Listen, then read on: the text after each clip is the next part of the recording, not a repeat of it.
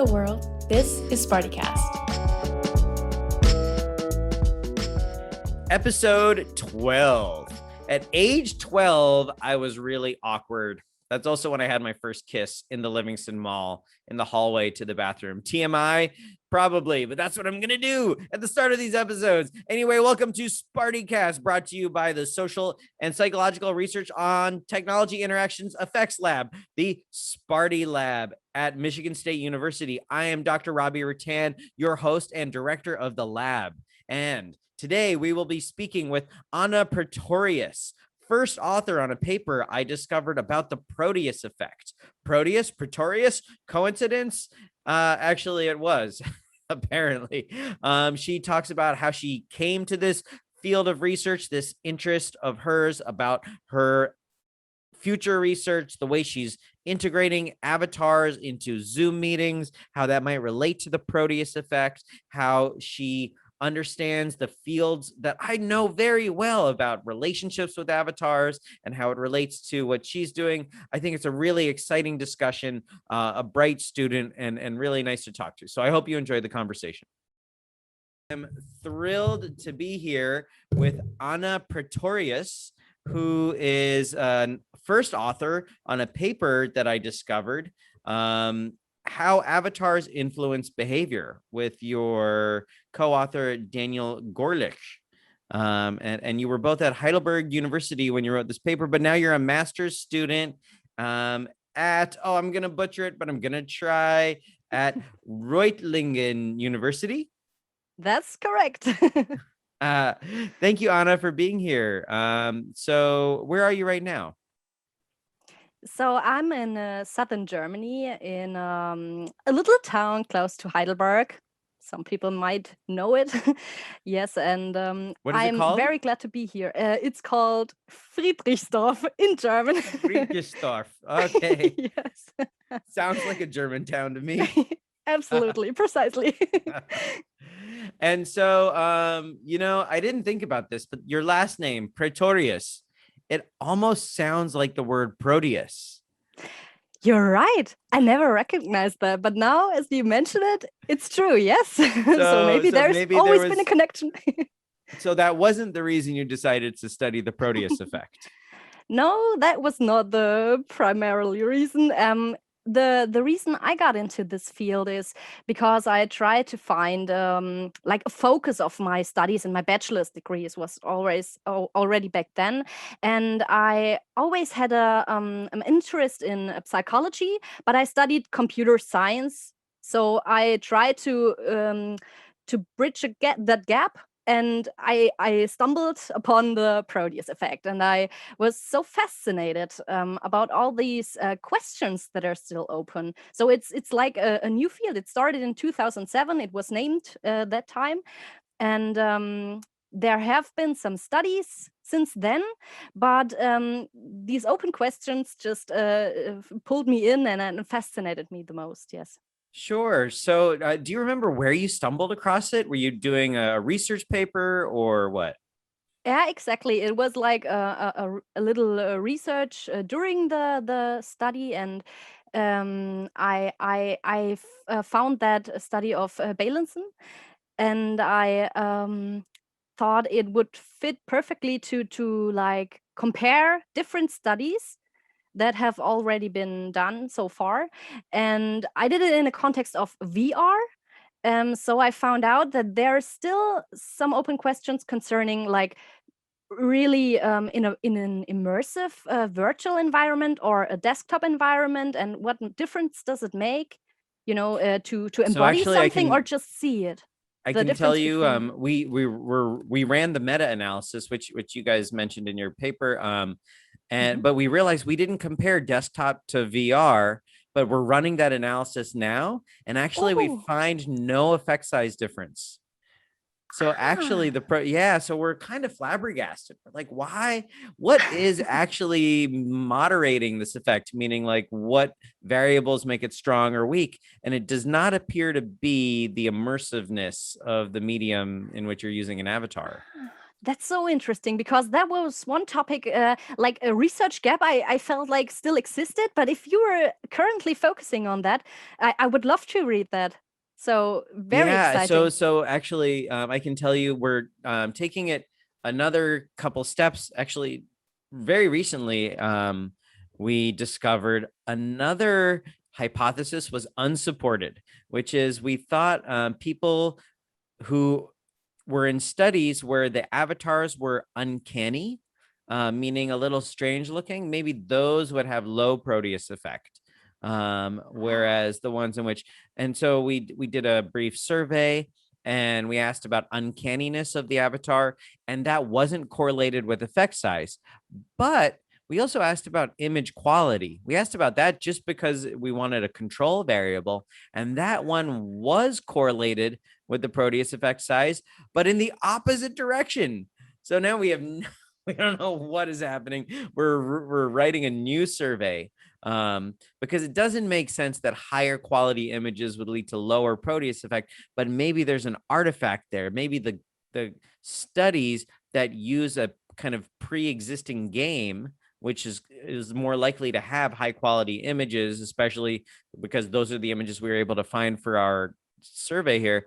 Those would have lower Proteus effects, whereas the ones kind of in create your own virtual, the custom virtual environments, those would maybe have higher effect sizes. That's just our guess. We need to collect more data, but I'm getting ahead of ourselves. I asked how you got into it, and now we're talking about the future. But what about the effect itself? What is the Proteus effect, Anna Praetorius?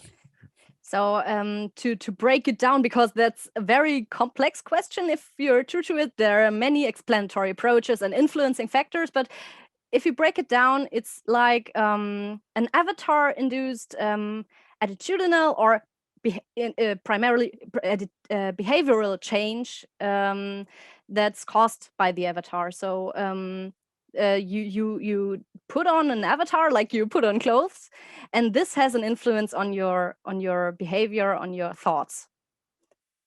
So how so? There are many different ideas. Some are contradicting a little, but in the first place, there was the self-perception theory. So this theory states that just as you observe the behavior of other people and draw conclusions about their thoughts and internal processes, you do that with yourself when you look at an avatar. You look at the avatar and think about what could lie beneath that, what could cause this avatar to look like that, and then you try to conform to this image you have in your head about him. This could be like stereotypes that you have in your head, and these associations lead you to show the behavior that's might be expected of that avatar. Absolutely. So and you said there's some conflicting arguments. Yes. Do you remember some of the others? Yes, like one theory was raised shortly after the first publication from Balanson. It was like they thought it was more like a priming. The priming was the reason. Priming is like there are different stimuli in your environment. It doesn't just have to be the avatar. It can be your surroundings and other influences. And these are salient. Did I say it correctly? Salient in your brain, these stimuli, and they there are automatic associations that are activated, and this influences your following behavior. So it's not like a self-perception aspect, like I consciously observe the avatar and behave like I think this avatar should behave. It's more like it's unconscious, it's automatic, and that's very different approach actually. So then, do you remember how Yee and Balanson responded to that? Yes, they did a study where they compared the influence or the difference between being and seeing in an immersive virtual environment compared to like just seeing something on a playback. And so they found out that being or embodying an avatar makes a big difference to the outcome. And that's why I find it so fascinating that you picked that point up and try to go deeper in it, because that was my thought. There were different studies that also tried the same, but I had always had the feeling that they never really could tear it apart, and that that is still difficult to find the point. So I'm very excited about that. I think you clearly passed the test, and you could even teach the class. You could give my talks. You know this phenomenon so well. I'm really impressed. And so wait, you're a master student in what kind of program right now? It's like human-centered computing. So it's actually the thing that fascinates me the most, like the gap between psychology and computer science. Computer science in an engineering sense. So we develop many things in my at my university, but I always love to do like studies.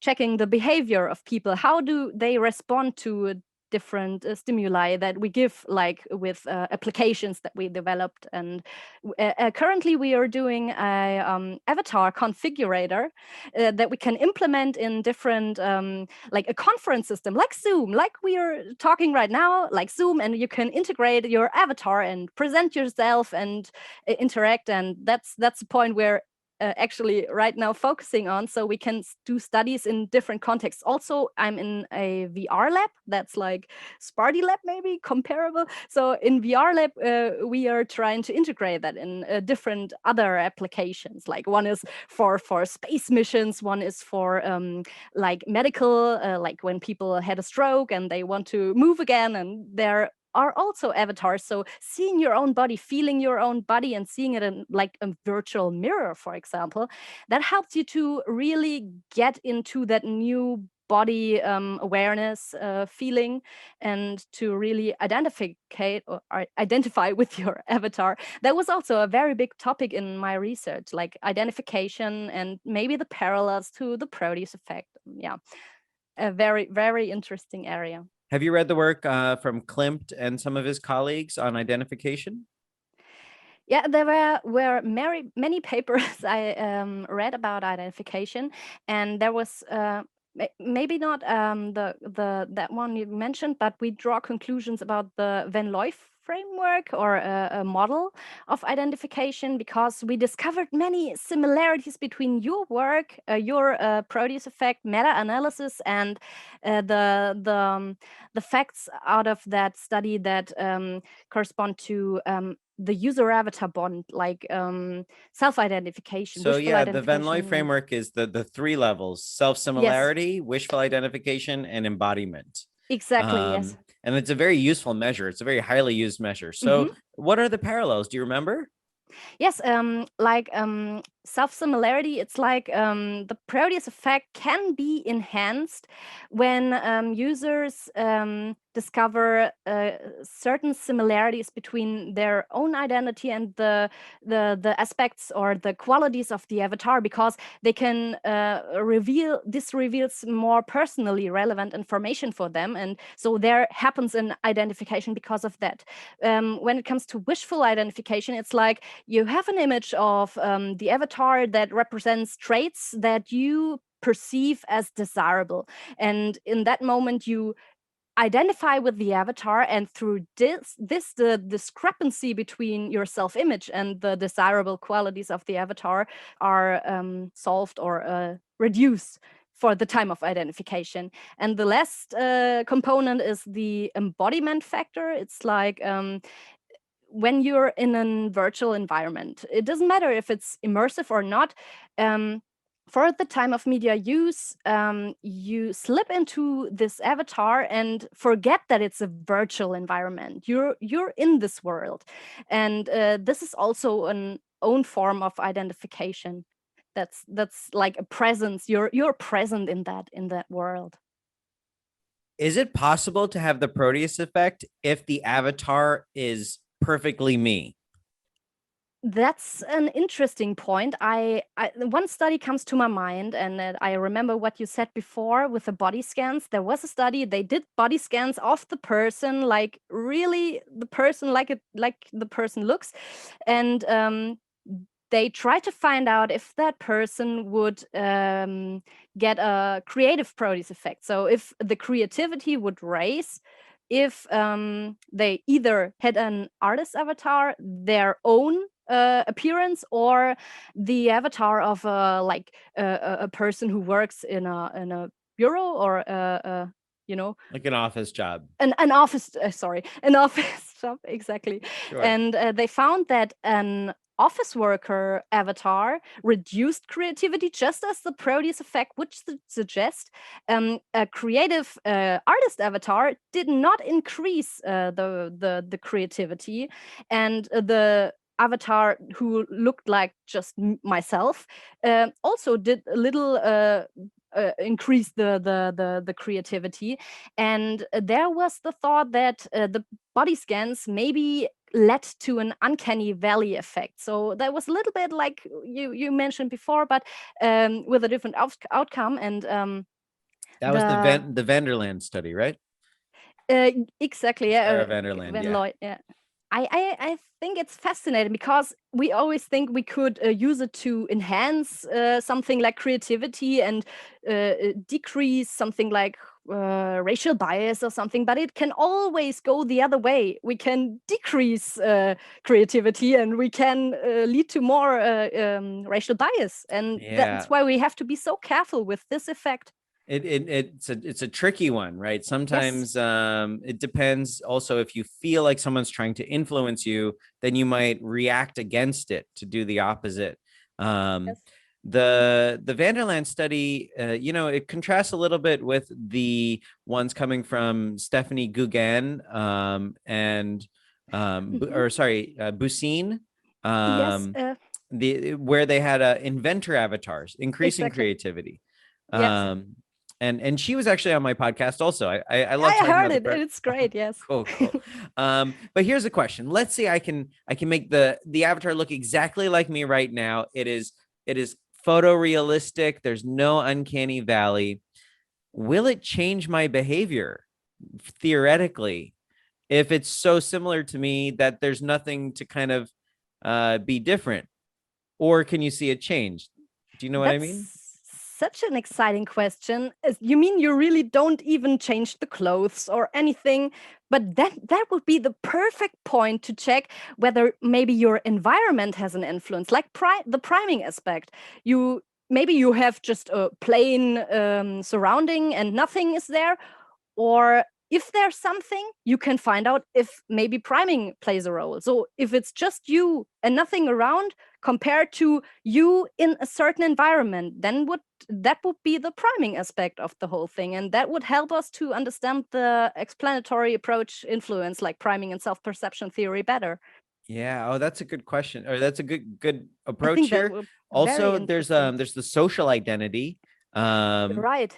Where I think a paper just came out from that group, the Bussine group, where they did the clothing as well as the avatar identity. And you said clothing, right? Clothing is so much like an avatar, right? Go on.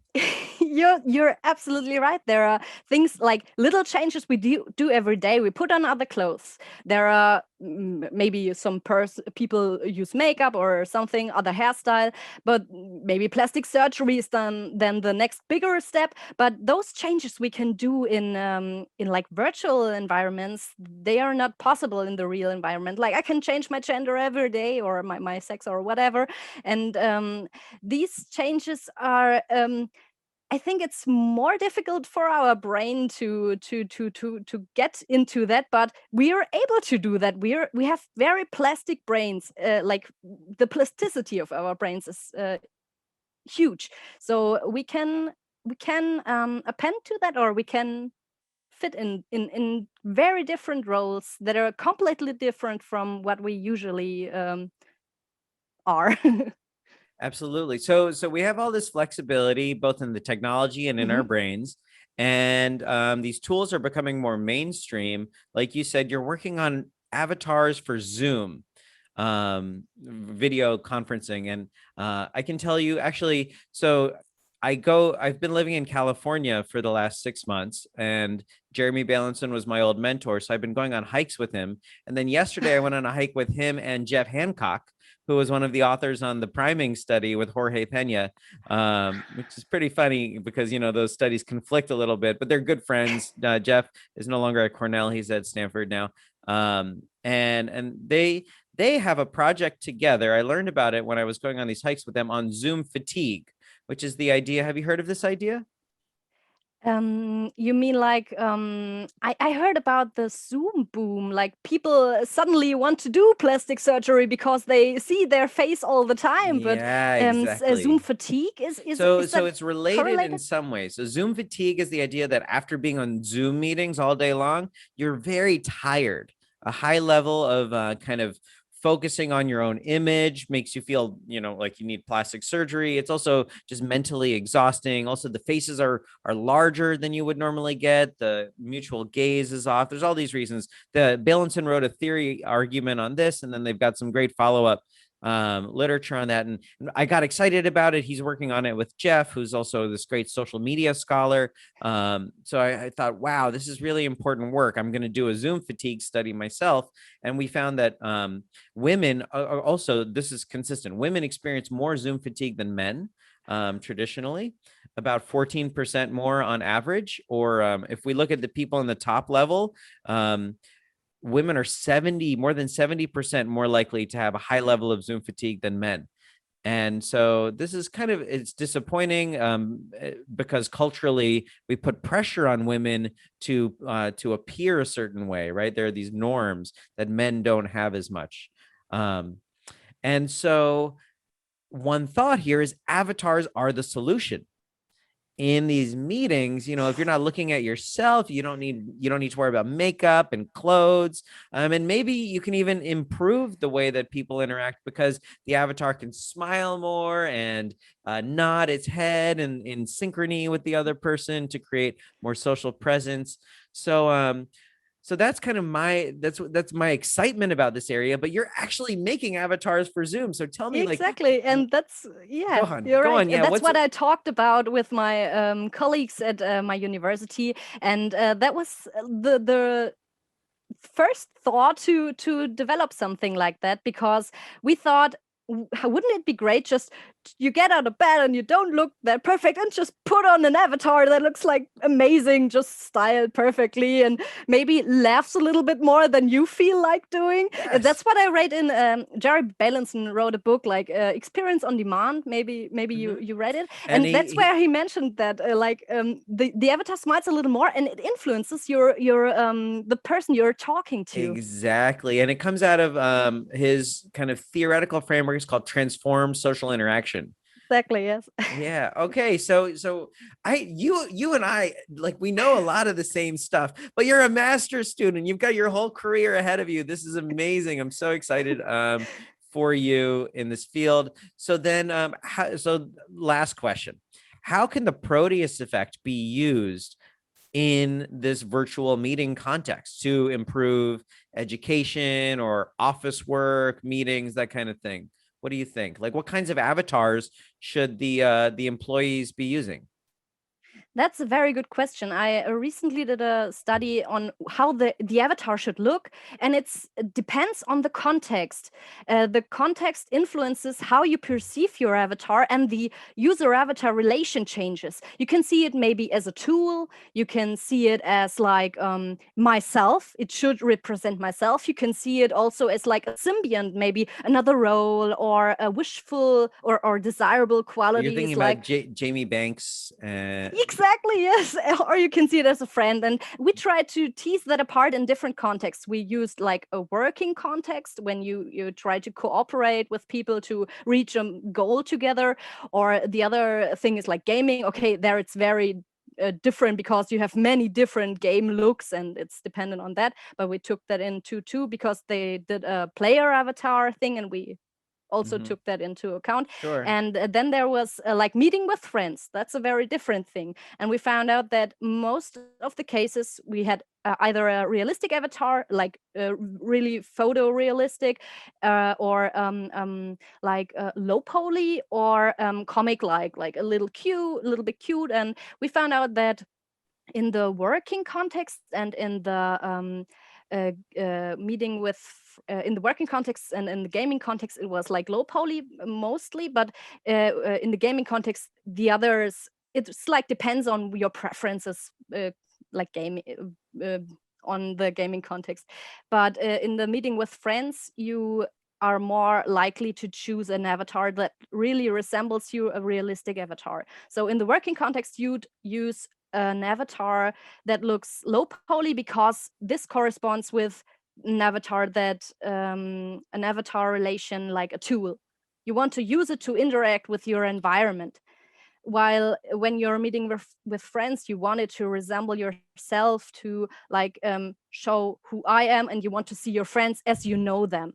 And that's a very interesting point we found out. We tried to find those correlations between the context and the representation form and the player avatar relation, and that's what we try to find out here. And so in it depends. So if you're trying to make an avatar for Zoom, it depends on how you use your avatar. Do you use it for work? Do you use it for a meeting with friends? Do you use it for gaming? And I don't think it's gaming, maybe in Discord or something, but in work and meeting with friends, it's a different thing. So that should be in mind. And yeah.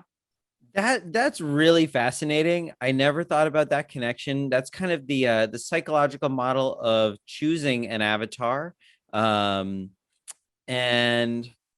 so I guess in some ways, yeah, you're using the Banks framework. That's a really great idea. I teach that framework.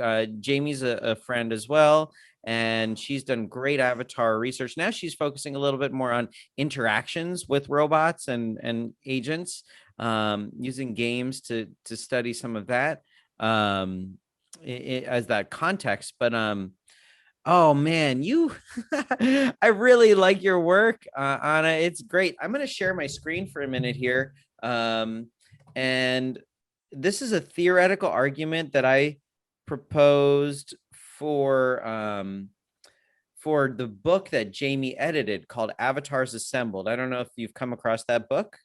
Oh, that sounds so good. I haven't read the book. I just know the paper, and I think it's so cool. You know everything I mentioned. It's amazing. Oh, absolutely. Like this is, yeah. So I'm in the field of communication, but really focused on human avatar interaction.